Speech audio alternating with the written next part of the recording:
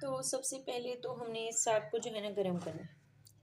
پراٹھے بنانے سے پہلے ساگ کوئی سا بھی سالن ہے تو آپ لوگوں نے گرم کر لینا ہے، تو اندر سے ٹھنڈا ٹھنڈا سالن نہیں نکلے گا پھر۔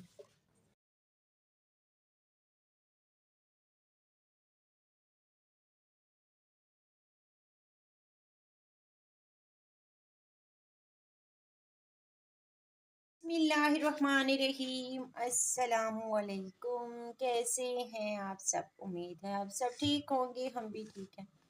آج ہم آپ لوگوں کے ساتھ پھر سے شیئر کریں گے سرسوں ساگ کے پراٹھے۔ تو یہ ساگ کے پراٹھے میں بہت زیادہ بناتی ہوں پوری سردیوں، کیونکہ ساگ ہمیں مل جاتا ہے فری میں۔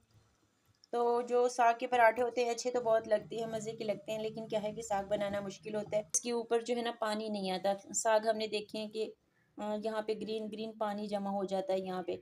اس کا مسالہ آپ لوگوں نے بنایا ہو یا نہ بنایا ہو تو اس کے اوپر گرین گرین جو ہے نا پانی آ جاتا ہے، اور وہ اتنا برا لگتا ہے پھر۔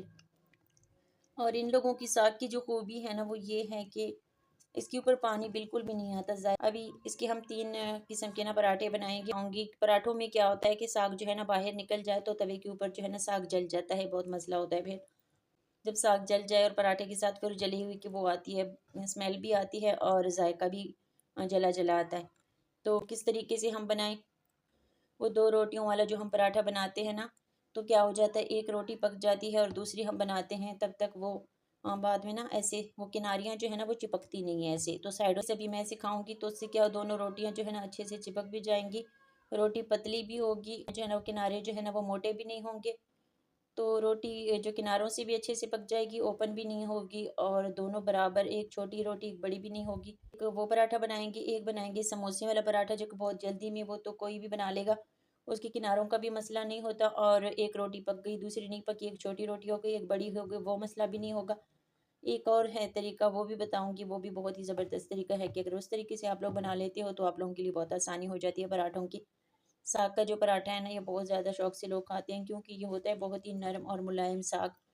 تو پراٹھا بہت ہی زبردست طریقے سے نا ایسے یہ باہر نکلتا نہیں، آلو کی طرح اور گوبھی کی طرح اور جو سبزیاں ہوتی ہیں نا وہ باہر نکل جاتی ہیں، تو پراٹھے کا مزہ خراب ہو جاتا ہے۔ تو ابھی سٹارٹ کرتے ہیں ہم اپنے 3 پراٹھے۔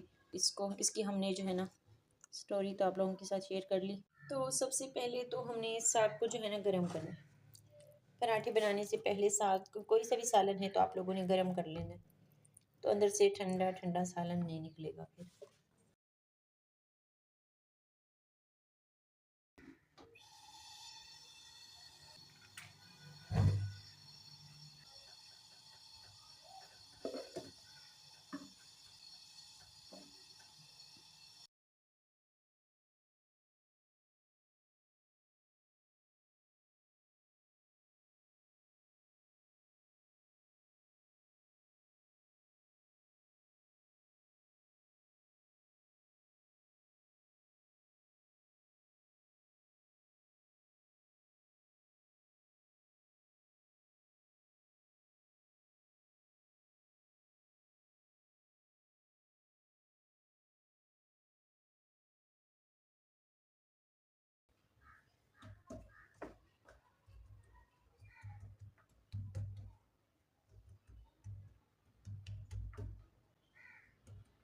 تو اب اس میں ہم ساگ بند کریں گے۔ فائدہ کیا ہوگا، ساگ جو ہے نا باہر کو سائڈوں پہ روٹی جو اچھے سے چپک جائے گی نا، ساگ وہ باہر کو نکلے گا نہیں۔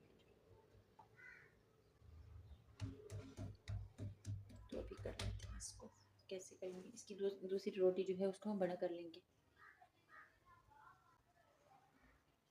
میں نا بیلن کے ساتھ نہیں یہ روٹیاں بنا سکتی، اس لیے چپکتی ہے بغیر بیلن کے۔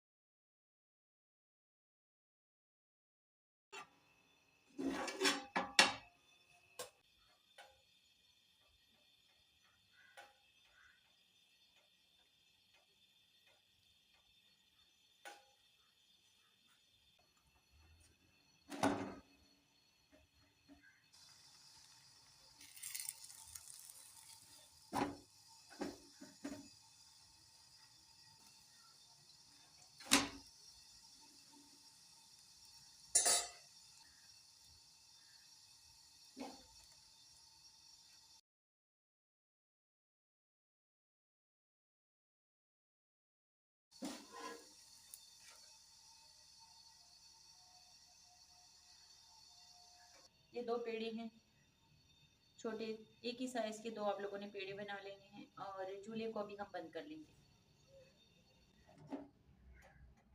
चूल्हा यहाँ पे बंद होगा तो क्या होगा कि एक रोटी ना वो नहीं हो जाएगी, रोटी पक जाएगी। दोनों को हमने बड़ा कर लेना है, रोटी दोनों रोटियों को जो है ना हमने बराबर बड़ा कर लेना है।